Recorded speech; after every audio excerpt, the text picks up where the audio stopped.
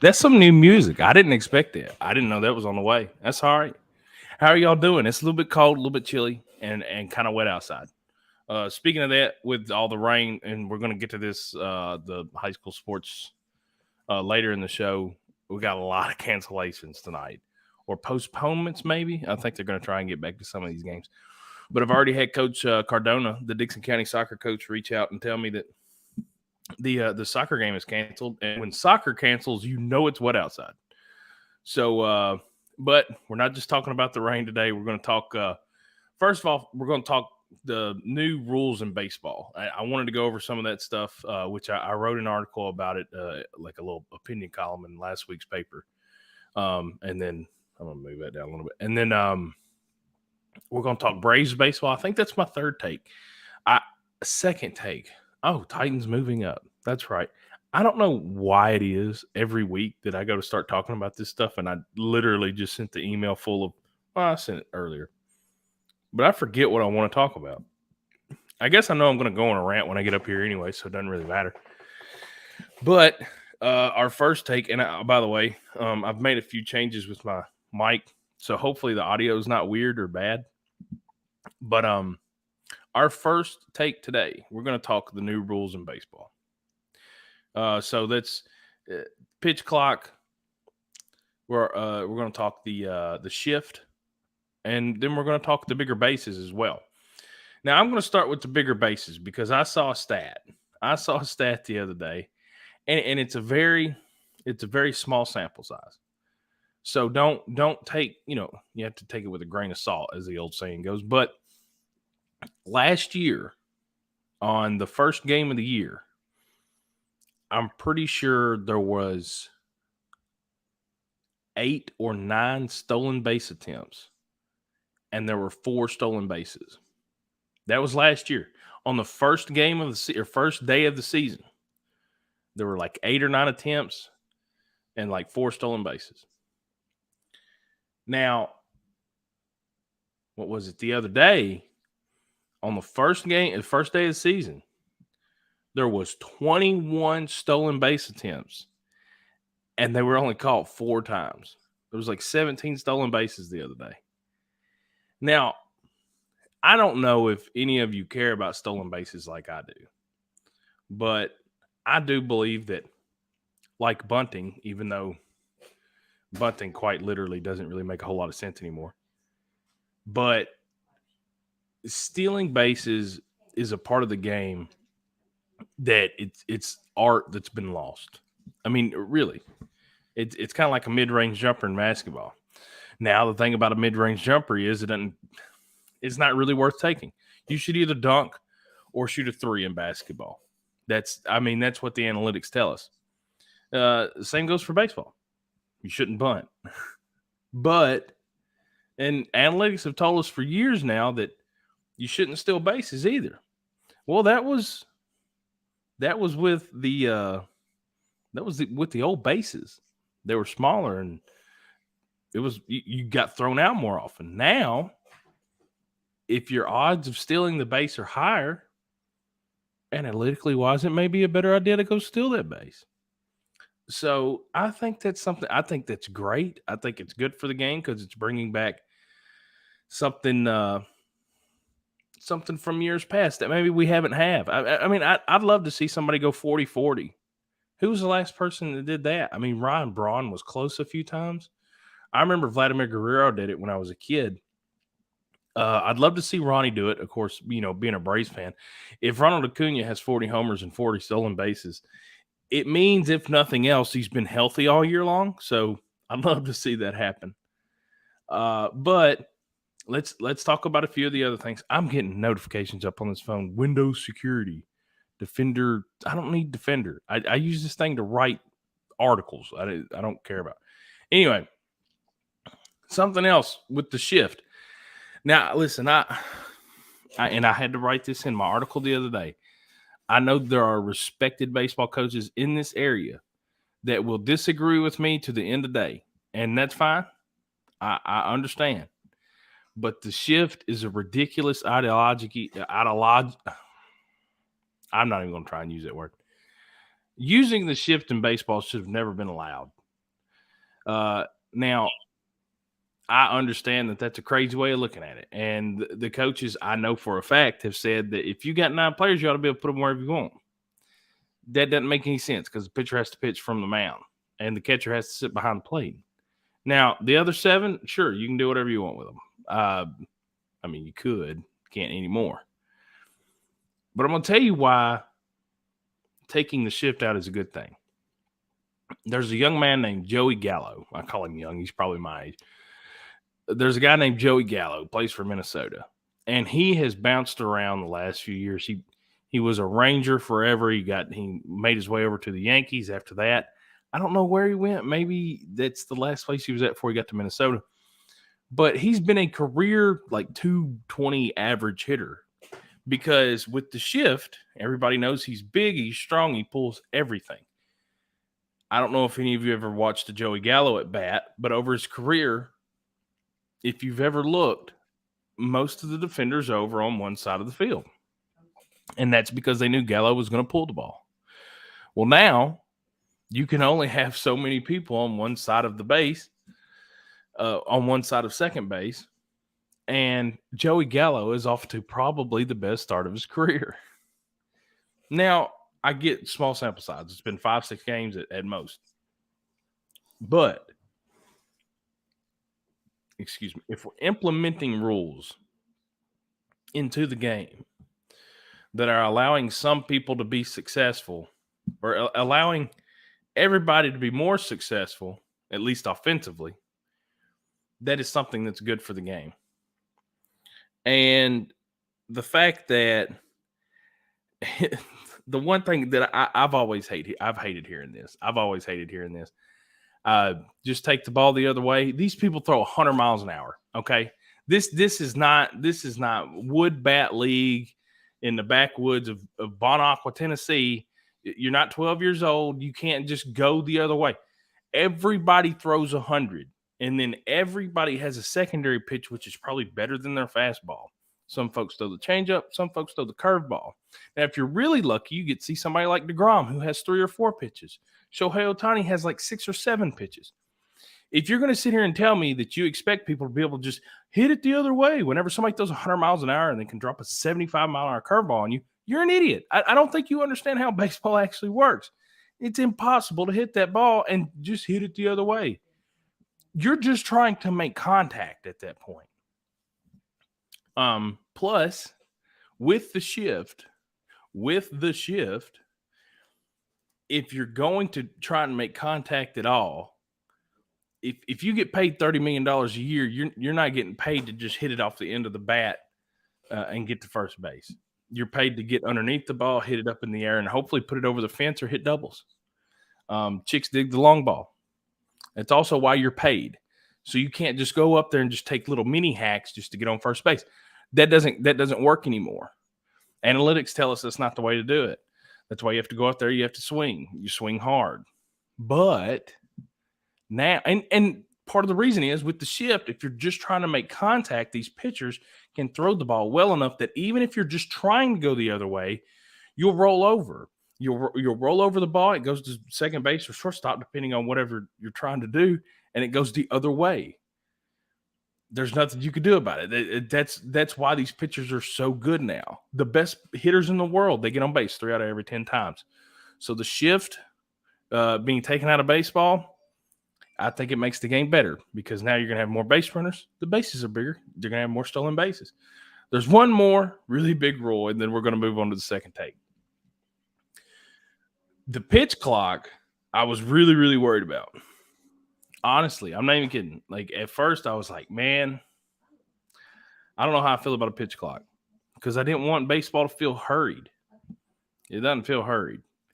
I didn't watch much of the spring training stuff because, let's be honest, it's spring training. I don't want to watch some kid that or some 34-year-old that's bounced around in AAA his entire career.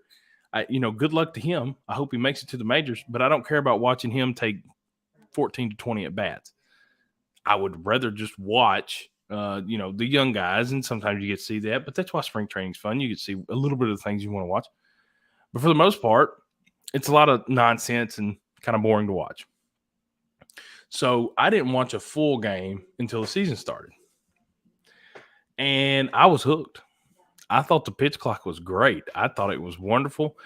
I'm still kind of worried about how some people are going to take advantage of it because hitters only have one timeout. And so, per at bat anyway.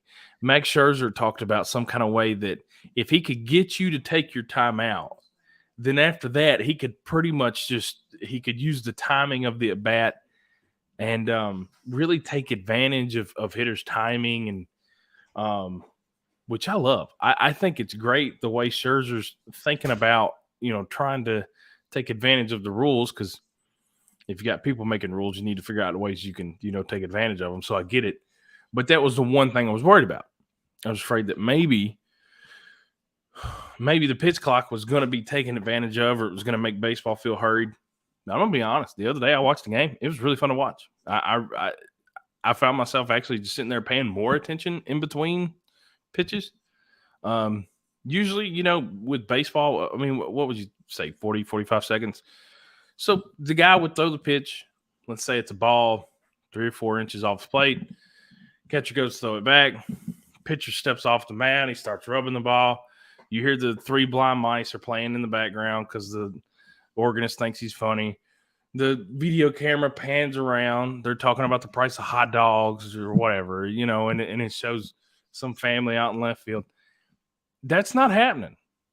The pitch is being thrown. Clock starts back at 30 or 20 or depending on what happens pitch before, it's different. Pitch is thrown. Ball's thrown back. Pitcher gets ready. He gets in there. Hitters in the box. He's ready to go. It's actually, it keeps everything. It gives everything a rhythm and an order, and I actually really enjoyed it. And the only other thing I'm going to say, I act like I'm not just sitting here talking all the time. But the other thing I want to say about the pitch clock and all of these rules in general, if you're worried about what it's going to do to the game, I just want you to go try to watch a game, but try to be optimistic about it. Don't go into it saying, man, this is going to suck. Because if you think it's going to suck, it's going to suck.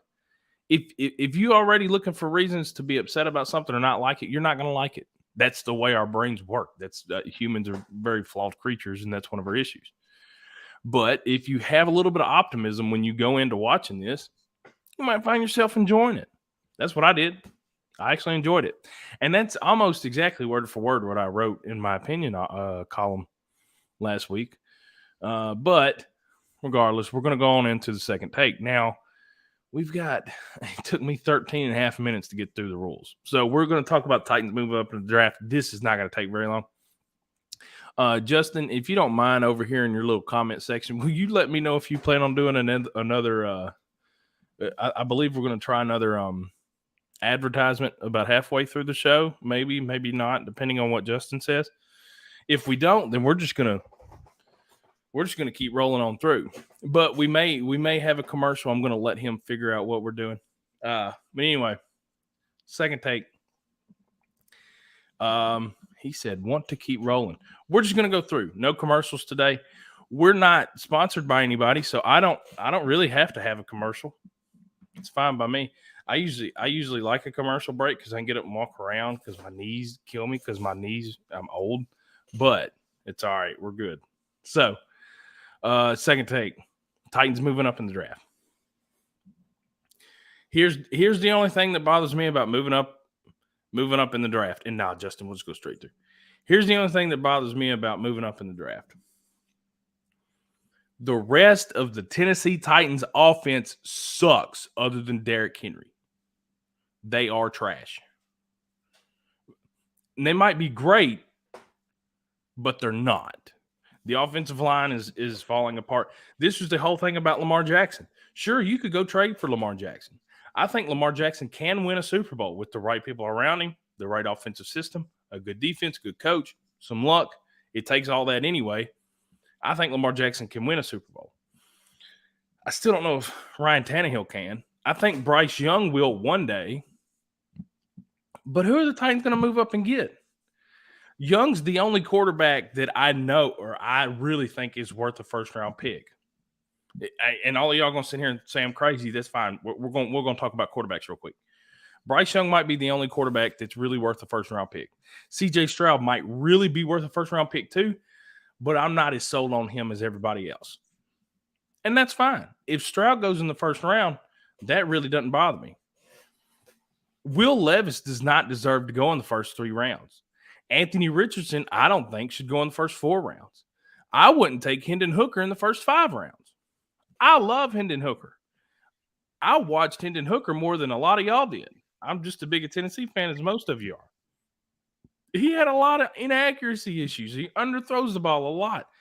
His arm is kind of strong, but it's not stupid strong. Is Hendon Hooker worth the 3rd overall pick or the 5th overall pick or the 11th overall pick? Absolutely not. I love Hendon Hooker. Hendon Hooker is one of the best human beings on this planet. He's not, I don't think he's a first-round quarterback. Anthony Richardson might wind up being a first-round quarterback because he physically has the tools that will allow him to be a great NFL quarterback. I don't know if he mentally has the tool. Will Levis, physically, yeah, he looks the part, and he does have a strong arm. He's not very intelligent. He says idiotic stuff. When you put him in front of a camera, he says really dumb stuff. And then when you watch his tape and you watch him play football, he throws the ball and makes really bad decisions. So I'm not really sure why anybody thinks he's going to make any good decisions because he doesn't do that a lot. Okay. So other than that, Will Levis doesn't deserve to go. I would take Hendon Hooker and Anthony Richardson before I took Will Levis. In fact, I would take a hat full of names of everybody else that was a quarterback in the draft, and I would take one of those out randomly before I took Will Levis. Okay, and that's not because I hate Kentucky. I do hate Kentucky. But I don't like Will Levis. I don't think he's very good. Now, the thing about Stroud is I'm really tough on Ohio State quarterbacks. If any of them were ever any good, that'd be one thing. But when they get to the NFL, I mean, what are we talking about here? So there's just not a whole lot of great Ohio State quarterbacks at the NFL level. Not a lot of them. Not a lot. And I'm right about that. Y'all know that. Plus, they have the greatest receiving core on the planet. The receiving core that they had at Ohio State this last year was as good as we've seen since the Alabama receiving core from a few years ago that had 4 first-round picks on it. So I think I give Stroud a little bit too much. Let me go back.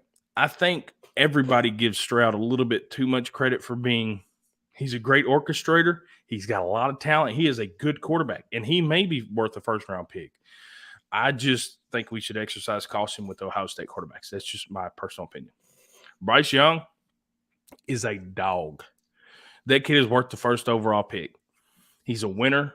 I think he's poised. He's got a good arm. He's accurate. I think he says the right things. I think he's the type of young man that you would want your team's jersey on. I think you're going to be able to parade him around in front of young people. He's going to go walk up and down the halls of hospitals, and he's going to be the type of guy you want playing for your organization. I think that. Could I be wrong? Absolutely. For the people that sit here and watch me for 30 minutes every week, I'm wrong a bunch. But I like talking, so we have this show. But I like Bryce Young. Bryce Young and C.J. Stroud are really the only two that I think deserve to go in the first round. Are the Titans going to move up after Stroud and Young are both gone? Are the Titans going to move up and draft a quarterback that shouldn't even be drafted in the first 3 rounds anyway? Or if the Titans move up, are they going to use that pick to go trade for somebody else? I'm sorry, guys. I wish the Titans were good. And I know that, they're talking about all these moves to try and go get good players. Good players are great. I can't name 3 offensive linemen on the team. They're not going to block. They're not going to be able to block. Maybe they needed to fire the offensive line coach. Maybe the new group that comes in next year, maybe it's really good.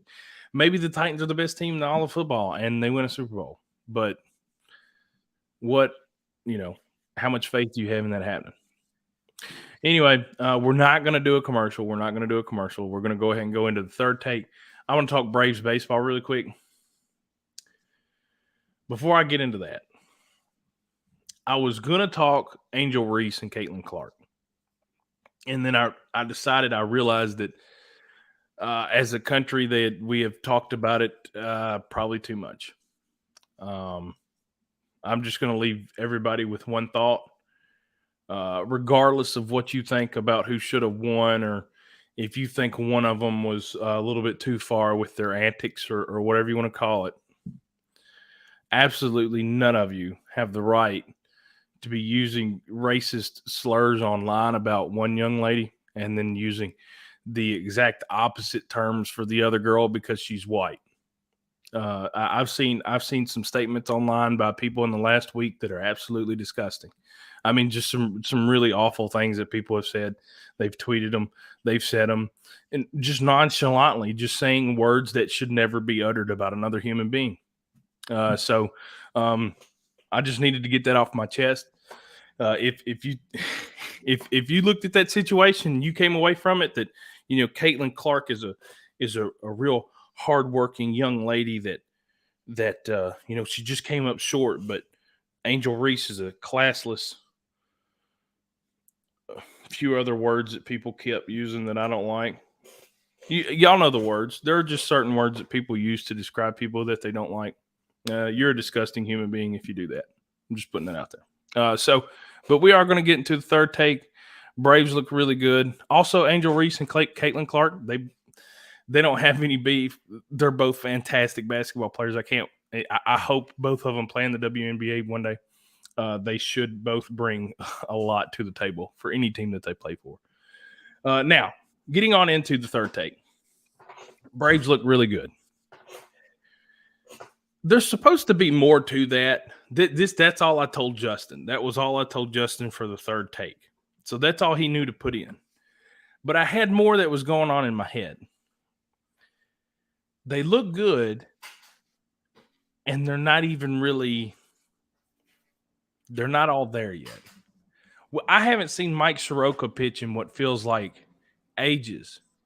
Mike Soroka is my favorite pitcher in the entire organization. Now, of course, he's down at AAA. He needs some time to get ready before he comes back. That's fine. Bryce Elder just went 6 shutout innings yesterday against the Cardinals. Cardinals have one of the best lineups in baseball. I hate the Cardinals, but I'll admit that they have one of the best lineups in baseball. He went 6 shutout innings against the Cardinals. Dylan Dodd, he went 5 and gave up 1 run, I think, yesterday or 2 days ago, excuse me. Dylan Dodd was fantastic. Now, the one young man, Jared Schuster, I feel bad for him. He had a really bad start, but the Braves are 5-1. They're missing quite a bit of part of their rotation, including last year's win leader, Kyle Wright. I know wins are not the greatest stat that tell you what's really happening in baseball, but winning 21 games is still something to be proud of. Kyle Wright led Major League Baseball with 21 wins last year. He's not pitching yet. This team isn't really Raisel Iglesias yet in the bullpen. There are a few names or a few guys that aren't back yet. The pitching's not really there yet. But this lineup, y'all, have y'all watched the Braves lineup? They've got 2 catchers that would both start anywhere else, at least, offensively wise. Matt Olson is either 0 for 5 with 4 strikeouts, or he's 3 for 4 with 2 doubles and a home run every game. Ronald Acuna has been the Atlanta version of Mike Trout since the season started. Michael Harris I think he's hitting just a shade under 300 after 6 games, and this is the first time somebody said his name since the season started. That's how good this lineup is. There are going to be people that hit 300 this year, and they don't get talked about enough. Ozzie Albies he's just being Ozzie Albies. He's already got a home run. He gets up there, he goes 1 for 3 or 1 for 4 every night. Plays great defense. He's doing fine. Orlando Arcia, thank God the Cubs gave Dansby Swanson $170 million. I was so sick and tired of watching Dansby Swanson go up there and flail at 0-2 sliders all day long. I'm glad Dansby Swanson is no longer an Atlanta Brave, and I'm glad he's not a Braves problem. I'm glad he's not my problem. Orlando Arcia may throw 6 or 7, maybe 10 more errors. He's defensively, he's going to be an issue compared to Dansby Swanson.